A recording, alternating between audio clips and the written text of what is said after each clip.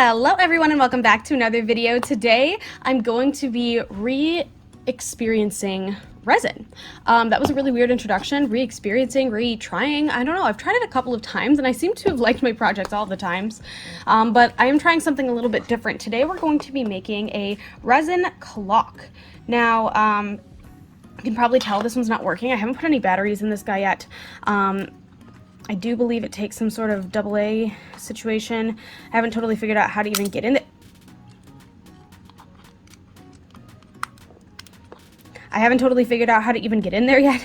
But I'm sure at some point I'll figure out how to make this work, right?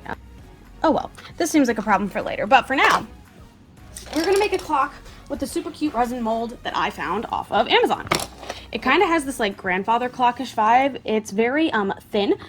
So I thought because it is so thin and because it is a clear mold, I should, in theory, be able to create this using UV resin. And I have quite a bit. I have like 4 of these guys, and I don't know exactly how thick I want to make this because I will be hanging it, and I do kind of want it to lean up against the wall a little bit more so. So I figured, you know what, let's just give it a shot.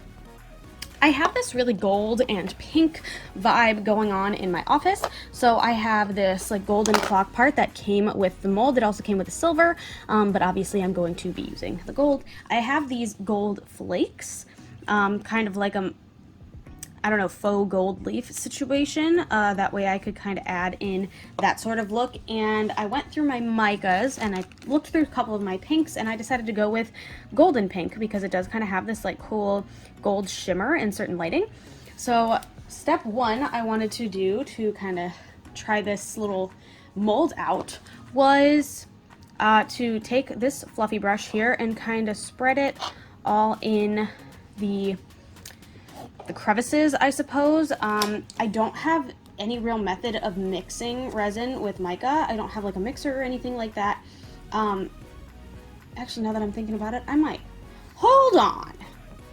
So I do actually have some tools from when I did, when I tested the epoxy 2-part resin that I was sent from J Diction. So I do actually have this little silicone container that should be able to handle itself pretty well against resin, as it has shown itself to be able to do in the past. I do have some like, looks like drips left over of the resin in here, so I'm going to kind of clear those out, and then I'm going to mix in a couple of spoonfuls of this, like I have some tiny spoons, and some resin, and we'll pour that in from the spout of this.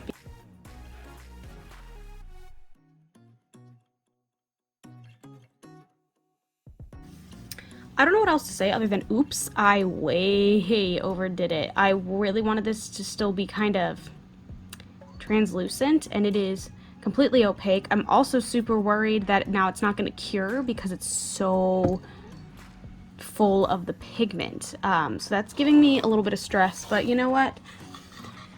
The show must go on, as they say. So I do still want these to be visible as well. I'm afraid they won't be, given how thick it is also. So I'm actually going to try to pop this into the mold now. Okay, so this is definitely like gold leaf style for sure. It's sticking very aggressively. So I'm wondering if this is for realsy. Okay, just kind of tear a little bit. I was definitely under the impression that these were more like flaky and not complete gold leaf vibes, but I'm actually not mad about it. So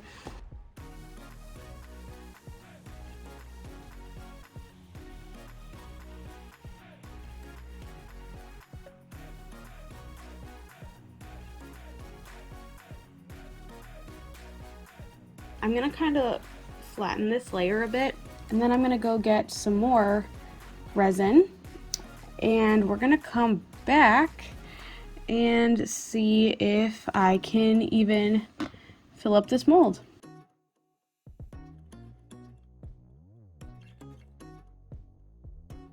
Ah, I missed a spot! Ugh. We're probably just gonna do another layer on top. That should be pretty good.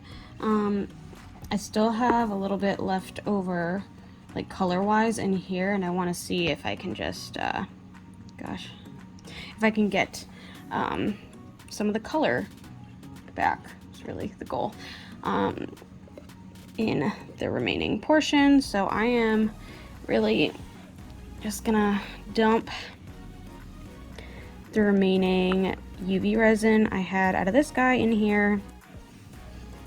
All right, there we go. Get a nice set of globs in there, really. Close that up and back to a mixin'.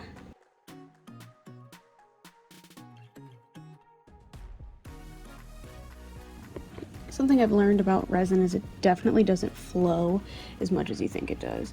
Like, this is not, it's so gloopy that it doesn't really fill in exactly the way that you would like it to in every instance. In fact, I just noticed it didn't even fill all the way in to the sides here.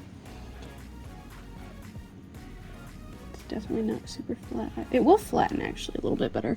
It just doesn't stay exactly the way that you would like it to. So I'm gonna scoop the excess out of there, kind of layer it in this thicker part in the middle, let it flow, and then we will see if we can unmold this guy and see how she looks. Now I can always add a little something to the top, paint over it, maybe do a little spray if I don't love it, but right now it's definitely looking like a nice rose gold color, so let's cure it. All right, she's a little warm actually, so I'm gonna let her cool down a bit and then we will unmold, and I'm also gonna see if I can figure out how to get a battery in this thing. All right, she is rocking and rolling. Just dropped her. Just got a little scuff, but we're gonna pretend that didn't happen. And this guy obviously tunes it. Turns out you just kind of gotta pull and boom, fit a AAA battery in there. Clip it back on, super easy. I don't know why I was making it so complicated. So our little friend has cooled off a bit, and you can see she is peeling away from the edges. She's a little crispy in some areas. We're gonna try to clean that up, but let's first pop her out. Ugh.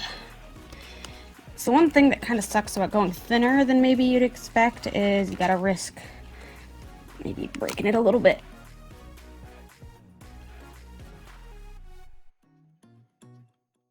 All right, let's analyze a bit. So, it is absolutely too opaque. The hole doesn't look too bad. It's not exactly what I would have wanted. I almost kind of wish that there was maybe more of it throughout. You can see on the sides sort of how, like, this edge is definitely rounder and a little bit clearer, but when you actually turn it to the side, you almost kind of can't tell. It's kind of interesting, actually. The back looks funky, actually. I'm not really sure why. I love the sound of clocks. Little tick tock tick, you know, loving it. Okay, so let us insert our clock insert. That's a little loose. Yeah, that's gonna fall right out. Okay, I might need to support this somehow. The real question is how? How do I want to support this? So this is good. I actually quite like it being this thin because that means I can easily replace the batteries without having to yank this out. So that means if I want to glue it in, I should be in a good place to do so. Now, it doesn't really stand in the way that you might expect it to. If it were thicker, I'm sure it would. But this is definitely going to be like a hanging on the wall sort of situation. Or I could always, you know, add some like supports on the base as well. But I am noticing as I'm going through it too, like this like pink gold really does, like, it looks really pink this way, but then it kind of looks really gold this way. So I think it kind of looks good with the gold. I don't love the way that the leaf turned out. I kind of wish I would have done it in a different way or kind of mixed it in. But I do think it works.